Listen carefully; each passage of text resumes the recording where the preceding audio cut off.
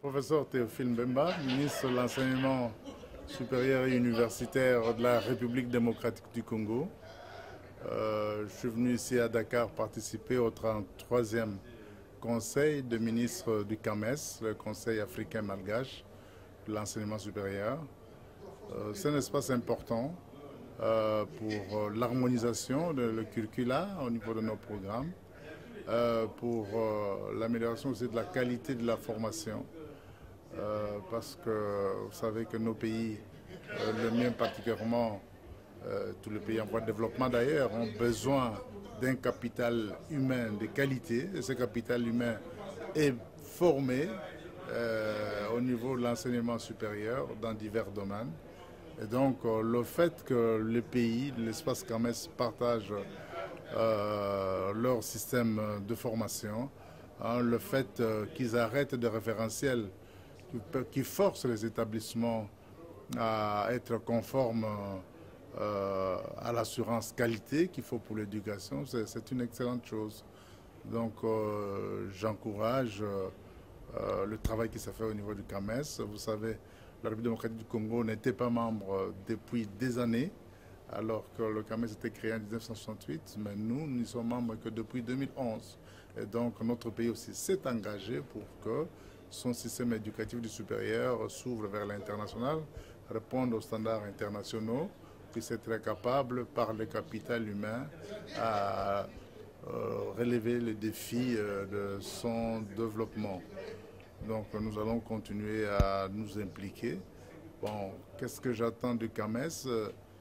Bon, je crois que cette organisation doit pouvoir progressivement se renforcer, progressivement aussi au regard du statut qui existe depuis longtemps et par rapport aux problèmes qu'on peut rencontrer, peut-être revisiter le texte pour l'adapter aux circonstances actuelles, mais je pense qu'il y a du bon travail.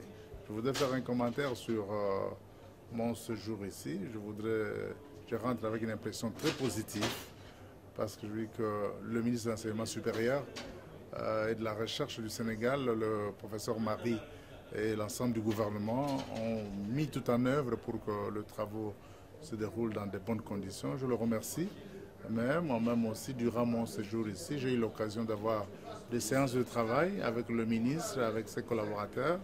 J'ai fait des visites de terrain.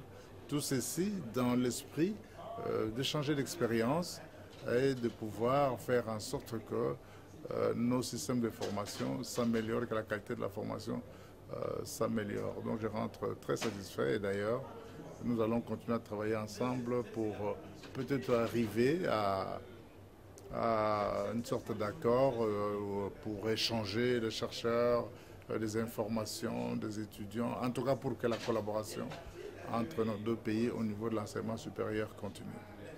Non, le message, il est plus que clair. C'est de considérer que en Afrique, nous sommes des pays en voie de développement. Hein, pour que nos pays se développent. Hein, aujourd'hui, on parle de l'étape de l'émergence. On doit pouvoir émerger. Et ceci ne peut être possible que si on dispose d'un capital humain bien formé. Or, ce capital humain, on ne peut l'avoir que si nos pays construisent des systèmes d'enseignement supérieur efficaces de valeur, des systèmes qui puissent donner à nos jeunes qui terminent, qui sont formés, non seulement les savoirs, mais aussi les compétences, mais aussi l'esprit d'entrepreneuriat, l'esprit de créativité, hein, et qui puissent leur donner toutes les capacités nécessaires pour quand même, face aux défis de nos pays, avoir de jugement qui leur permettent de donner des réponses appropriées pour relever ces défis. Voilà, et donc le message, c'est que nous devons travailler et travailler dur pour l'amélioration de la qualité de nos systèmes éducatifs qui doivent être deux priorités. Hein, des priorités au niveau de nos gouvernements qui doivent disposer de moyens parce que tout ceci exige des moyens. Donc, considérer ces secteurs comme des secteurs stratégiques pour le développement de nos États.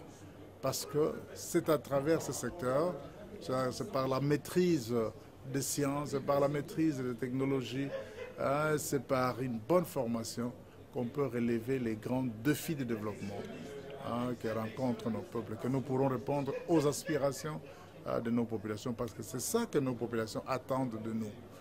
Voilà en fait le message que je lance, amélioration de la qualité de la formation et qu'on mette des moyens, que les États considèrent que ces secteurs doivent faire partie des secteurs stratégiques pour le développement de nos États. Pensez-vous qu'un jour la tendance pourrait s'inverser, que les femmes prennent les rênes, qu'elles soient au devant, que le secrétaire général soit une femme? Mais c'est possible.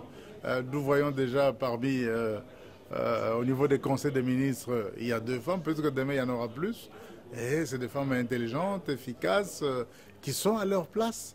C'est que nous devons considérer que ce que les femmes doivent mériter ne doivent pas être des cadeaux, n'est-ce pas? Ils ne doivent pas y accéder parce qu'on leur fait un cadeau, mais c'est parce qu'ils auront mérité. Et je pense que ça arrivera. Pourquoi pas, surtout que le traitement des dossiers et consorts se fait sur base de critères objectifs.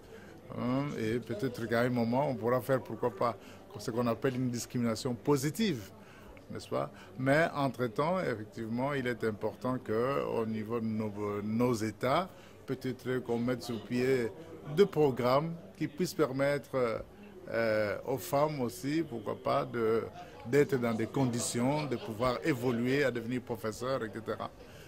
Donc pour moi, je dis que c'est possible. Et d'ailleurs, chez nous, en République démocratique du Congo, au niveau du primaire et secondaire aujourd'hui, l'accès à ces études montre qu'il y a plus de jeunes filles que de garçons.